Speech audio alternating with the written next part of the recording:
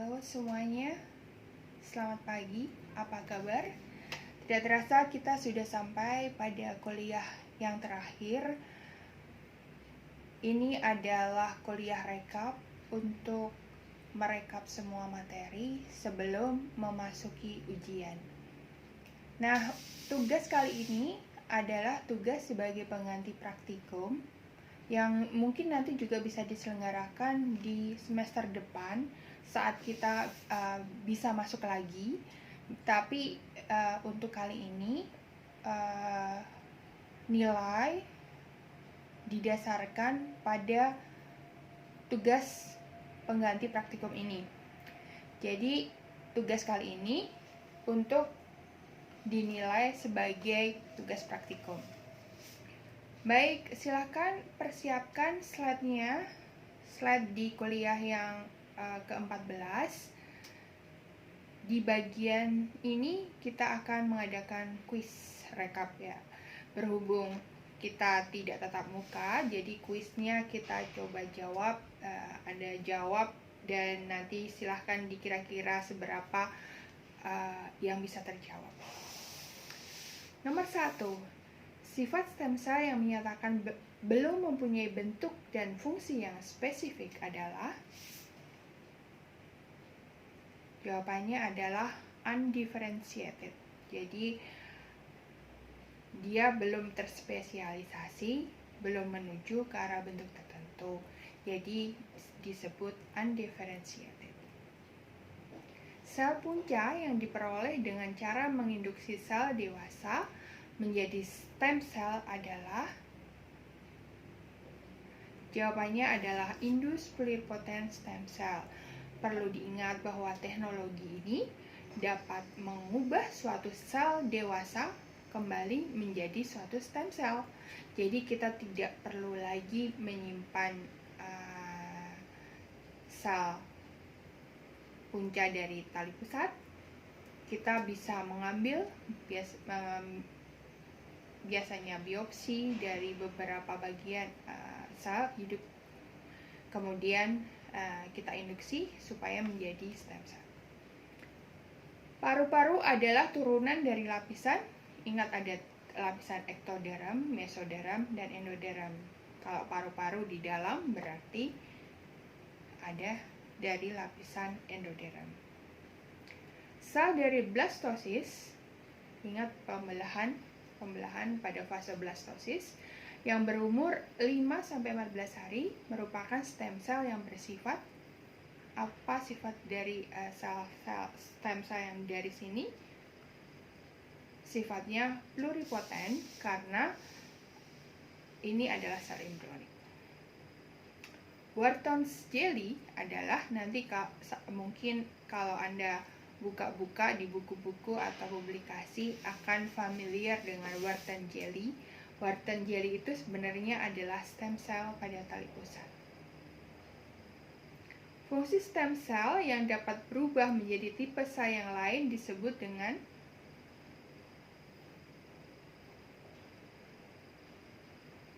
plasticity. Jadi dia plastis, bisa fleksibel, berubah menjadi apa saja. Fungsi stem cell yang dapat menuju jaringan yang rusak disebut dengan, jadi dia bisa bergerak ke bagian jaringan yang rusak. Itu disebut dengan homing. Jadi kenapa banyak terapi hanya menyuntikkan? Karena si stem cell akan bergerak ke tempat yang rusak. Fungsi stem cell yang dapat bersatu dengan jaringan yang lain disebut engraftment. Faktor transkripsi yang dapat menyebabkan tumor adalah, ingat ada 4 faktor transkripsi setidaknya yang dapat mengubah sel dewasa menjadi stem cell kembali, dan ada beberapa di antaranya bersifat tumor karena dia bisa membelah terus ya. Itu adalah KLF dan SEMI. Faktor transkripsi yang dapat menghambat apoptosis adalah tetap sama. Kenapa? Karena menghambat apoptosis itu berarti menghambat sel untuk mati. Karena sel itu terhambat mati, maka dia akan terus berkembang.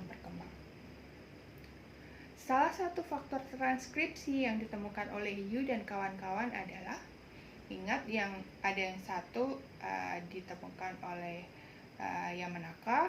Nah, ini ada yang lain yang menemukan adalah Yu. Yang ditemukan faktor transkripsinya ada sedikit perbedaan karena ada OCT4, SOX2, NANOG, dan Lin28. Komponen utama kultur sel adalah, nah di dalam media itu apa saja yang perlu ditambahkan? Ada media, serum, antibiotik, dan faktor pertumbuhan. Itu biasanya kalau kita melakukan kultur sel.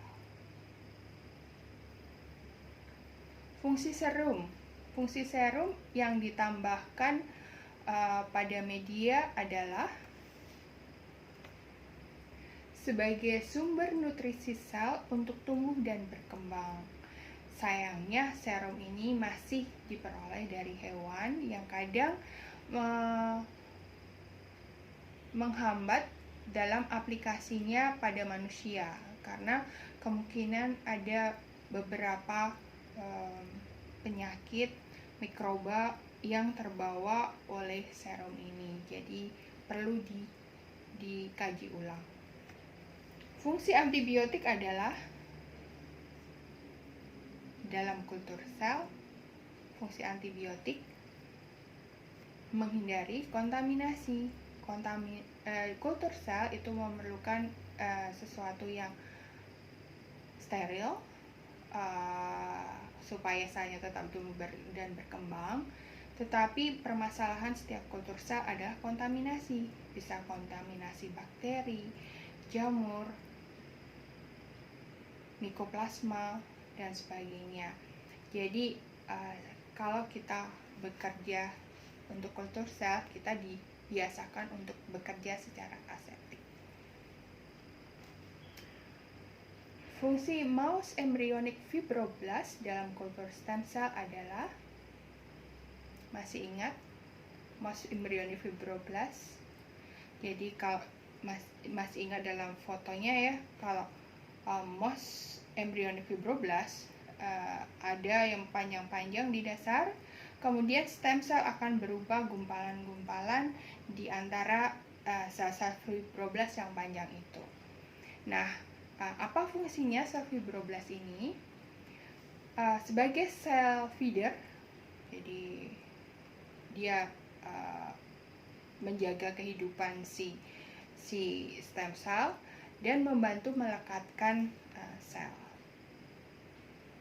Selanjutnya, xeno-free. Apa itu artinya xeno-free? Xeno-free adalah tanpa menggunakan materi dari hewan. Jadi kalau kita mau kultur stem cell yang mau diaplikasikan ke manusia, itu harus bersifat xeno-free.